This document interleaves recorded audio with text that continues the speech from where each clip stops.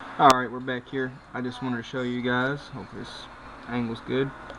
We shaped up the back leg, front leg here pretty well.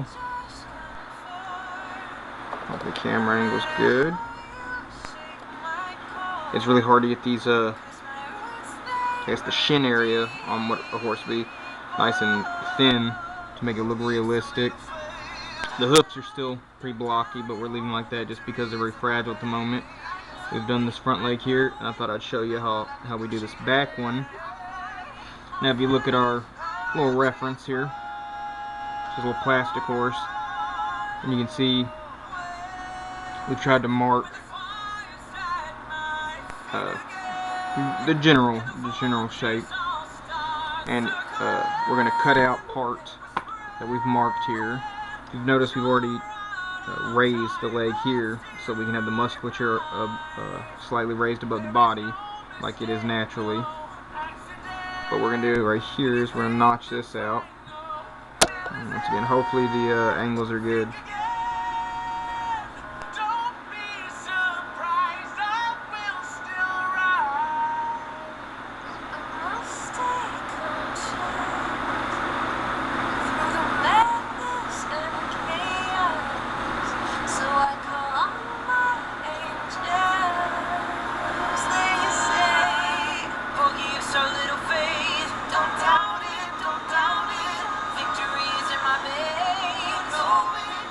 Alright, another thing we do is with the hoof is you want to score that a little bit. And the reason being so that we can make the shin part of the leg skinny and tapered like that. But I have to be very careful because it feels like it's going to break on me.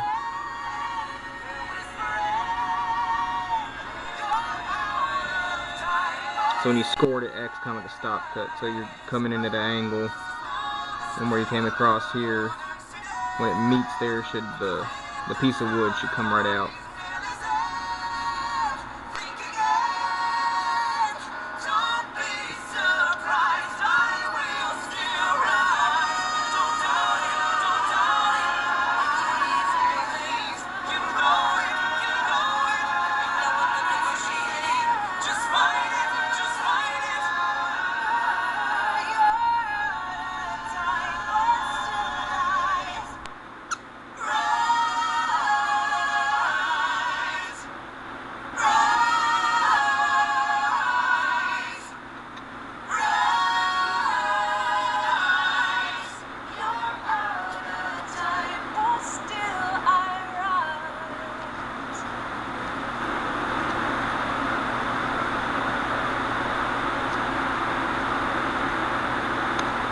I can hear a little something creaking every time we try and work this out a little bit.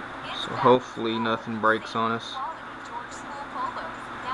It's very rare something breaks, but it does happen.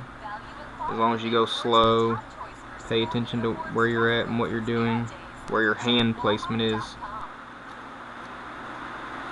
I found the few times I have broken something, it's either because I've put my hand in the wrong place or the handle of the knife has been in the wrong place.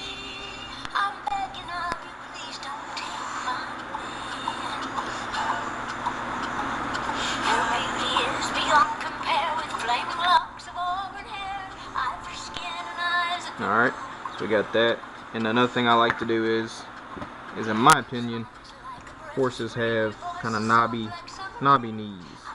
You can see that joint fairly clear. So we're just going to accentuate that just a little bit. And then when we smooth it out and sand it, it'll fade away, and then when we paint, the paint will really pick it up. Not so much that it looks ridiculous, but just enough to try and give it a sense of realism. Like I said, I don't like my stuff looking childish or cartoonish unless that's the exact look I'm going for. I mean, obviously if you're going for that particular look, that's cool. I mean, granted, I'm here making a Pegasus unicorn, so obviously that doesn't exist.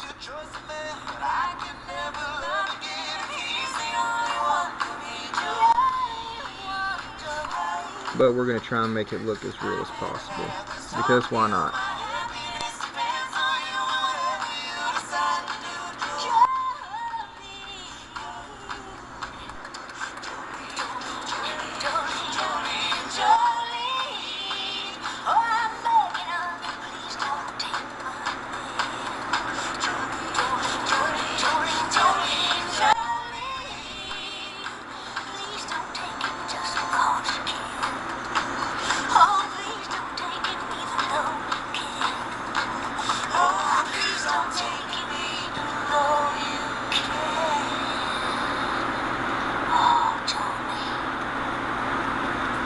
Done that.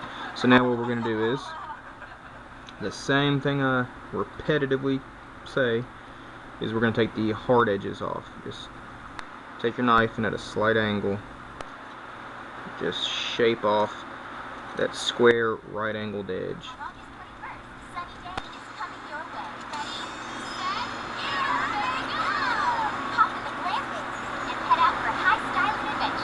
And like I said, the shin area is going to be super skinny, so we're going to have to be very careful. And the back legs are always a little bit bigger at the thigh area than the front, so that shouldn't be too difficult. But shaving down the shin part, I don't know what it's called on a horse, but there I would call a shin or forearm, something like that.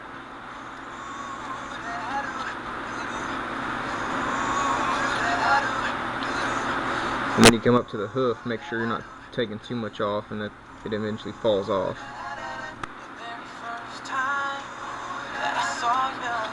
Alright, you work a little bit on one side, and then you want to work evenly, so you want to switch to the other side.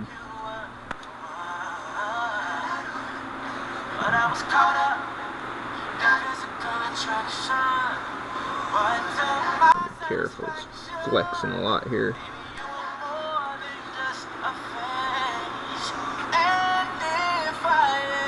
And see right here, you gotta watch your handle that you don't bang into this leg, because if we do, we're gonna break that leg. So just gotta be really careful and just go slow and take our time.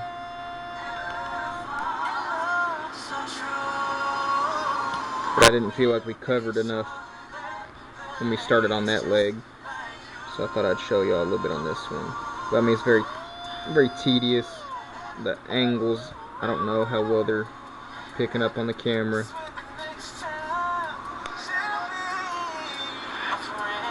But just trying to give y'all an idea in case y'all want to do it.